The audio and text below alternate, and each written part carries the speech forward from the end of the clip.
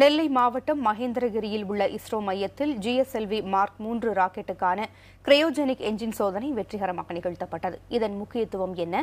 கிரையோஜெனிக்கின் பங்கு என்ன? இஸ்ரோவின் அடுத்த கட்ட முயற்சிகள் என்ன?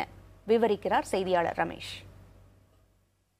GSLV ராக்கெட்டுடைய கிரையோஜெனிக் என்ஜினை 635 வினாடிகளுக்கு சோதனை அடிப்படையில் இயக்கி இஸ்ரோ விஞ்ஞானிகள் சாதனை பண்ணியிருக்காங்க.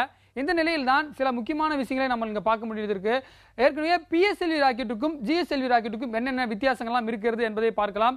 PSLV ராக்கெட்டை பொறுத்தவரை அது 2 டன் செயற்கைக்கோள்களை விண்ணில் செலுத்தக்கூடிய வல்லமை பெற்ற அந்த ராக்கெட்.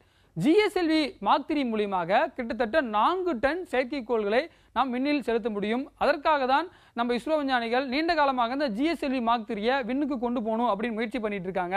ஏனென்றால் நம்மளுக்கு அதிக அளவுக்கு பணம் மிச்சமாகவும் அதிக செயற்கைக்கோள்களை விண்ணில் செலுத்த முடியும். அடுத்த கட்டமாக இந்த GSLV ராக்கெட்ல என்னென்ன பாகங்கள்லாம் இருக்கிறது என்பதை ஒரு முறை பார்த்தலாம். இந்த GSLV ராக்கெட்டை பொறுத்தவரை முக்கியமாக 3 விதமான பாகங்கள் இருப்பதை நம்மால் பார்க்க முடிகிறது. ஸ்பேஸ் கிராப்ட் என்று ஒன்று சொல்கிறார்கள். அந்த ஸ்பேஸ் கிராப்டில் தான் செயற்கைக்கோள்கள் விண்ணில் நிலைநிறுத்தக்கூடிய செயற்கைக்கோள்கள் இருக்கும். அடுத்ததாக எக்யூப்மெண்ட் பே என்று ஒன்று சொல்வார்கள். அந்த எக்யூப்மெண்ட் பேல பார்த்தீங்கன்னா உபகரணங்கள் விண்ணுக்கு செல்லக்கூடிய உபகரணங்கள்லாம் இருக்கிறது.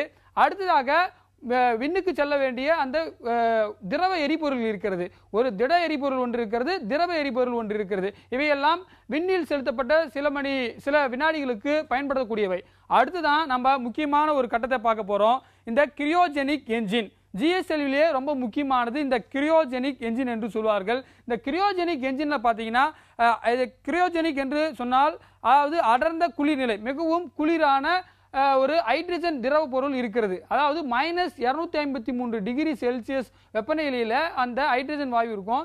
இந்த நிலையில் தான் அவங்க என்ன பண்ணுவாங்கன்னா, இந்த ராக்கெட் விண்ணில் செலுத்தப்பட்டு ஒரு 10 நிமிடங்களுக்கு பிறகு இந்த கிரையோஜெனிக் என்ஜின் செயல்படும்.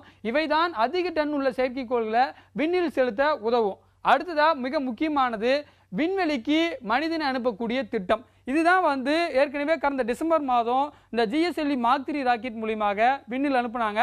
இந்த பகுதியில் தான் ஒரு மனிதன் செல்லக்கூடிய வகையில் அவர்கள் வழி செய்திருக்கார்கள். கிட்டத்தட்ட 2020 இது மாதிரி ஒரு GSLV மார்க் 3 ராக்கெட் அமைச்சு, இது மாதிரி ஒரு விண்கலத்தை உள்ள அமைச்சு, அங்க மனிதன் அமைச்சு, அங்க மனிதன் ஆராய்ச்சி பண்ண பிறகு அவர் அந்த இந்த உபகரணம் மட்டும் நேராக கடலில் விழும். அதற்கு பிறகு கடற்படையை சேர்ந்த வீரர்கள் இதை கைப்பற்றி கொண்டு மனிதன் என்ன மாதிரியான ஆராய்ச்சி எல்லாம் செய்தான் என்பதை மீட்டெடுப்பார்கள். இந்த GSLV மார்க் 3 உடைய முக்கியத்துவம் வாய்ந்த ஒரு பணியே இதுவாக தான் பார்க்கப்படுகிறது.